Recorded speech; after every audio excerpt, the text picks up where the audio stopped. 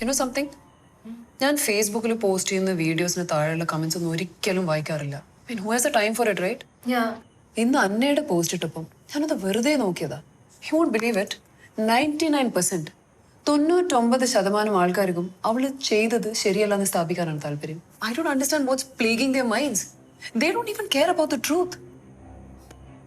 ഞാൻ ഈ ടെൻഷൻ്റെ ഇടയിൽ ഡ്രസ്സ് മാറുന്ന കാര്യമൊക്കെ അങ്ങ് മാറും. ഇതിട്ടുകൊണ്ട് തന്നെ അങ്ങ് ഒരു വീഡിയോ പോസ്റ്റ് ചെയ്തു. അതിന്റെ താഴെയുണ്ട് കുറെ വൃത്തികെട്ട കമന്റ്സ്. എനിക്കറിയില്ല ഈ ലോകത്ത് സ്ത്രീകൾക്ക് മാത്രമാണോ ഇങ്ങനെ ഒരു വിധി? Amala, let me tell you a quote by Rebecca West.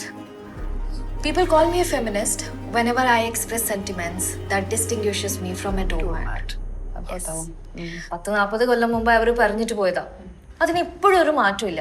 നാളെയും അത് മാറാനൊന്നും പോകുന്നില്ല. പക്ഷെ ഇതിനിടയിലൂടെ നമ്മൾ നമ്മുടെ ജീവിതം ജീവിച്ച് കാണിക്കണം. അതാണ് ഹീറോയിസം. ഹീറോയിനിസം